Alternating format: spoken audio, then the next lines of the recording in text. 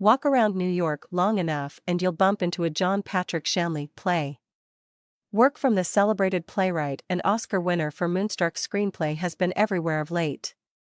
His Danny and the Deep Blue Sea starring Aubrey Plaza and Christopher Abbott finished a much-talked-about off-Broadway revival run at the Lucille Lortel Theatre in January, and his latest play, Brooklyn Laundry starring Saturday Night Liv's Cecily Strong and Dexter's David Zayas, opened just last week at the Manhattan Theatre Club.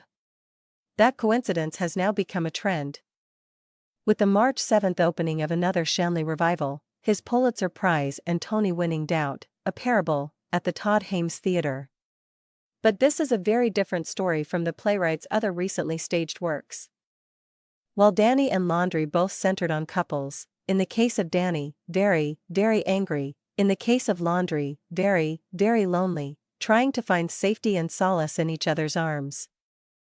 Doubt forces both the characters and the audience to uncomfortably question basic tenets of faith, and not just the religious kind, innocence, and suspicion.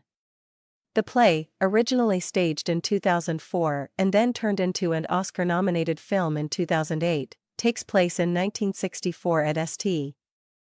Nicholas, a fictional Catholic church and school in the Bronx. It begins with the charismatic Father Brendan Flynn Liev Schreiber delivering a sermon on "Yes, doubt. What do you do when you're not sure?" is the play's first line, and sets the tone for what is to come. Because other doubt is swirling at St. Nicholas, and it comes from the school's principal, Sister Aloysius Bouvier, played by Amy Ryan. Aloysius is as cold and clinical as they come, even going so far as to go on extended rants about the evils of ballpoint pens and Frosty the Snowman. Aloysius's very first scene consists of admonishing one of her teachers, Sister James Zoe Kazan, for being too enthusiastic in her classroom, while also noting disappointingly that you'd trade anything for a warm look. Like I said, cold. But there is a reason Aloysius has called Sister James into her office. And that reason is that she suspects Father Flynn may be making sexual advances on a young student. She suspects, but she has no proof.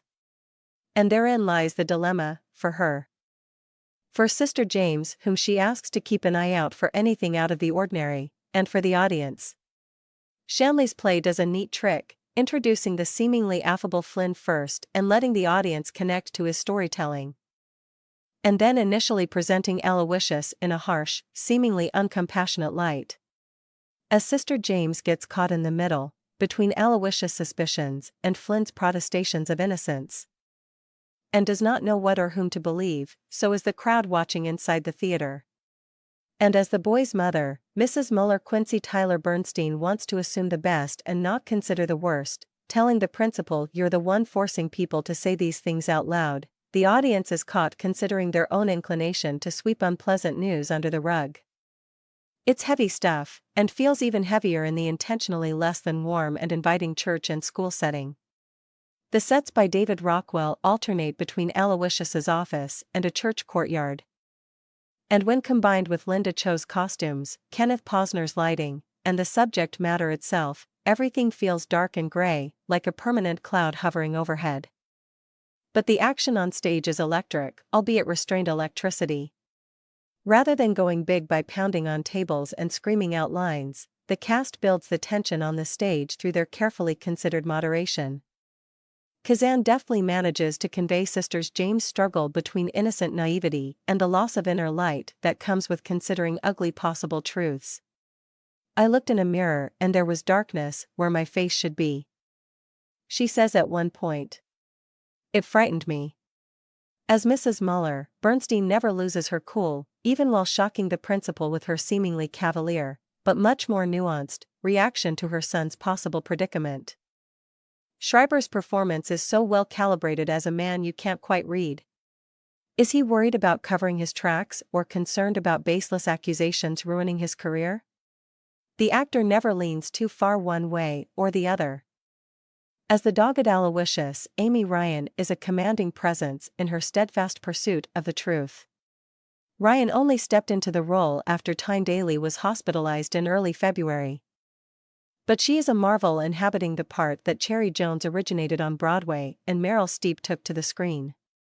The final cat-and-mouse scene between the measured Schreiber and the unbreakable Ryan crackles with intensity as the duo stalk each other on the stage.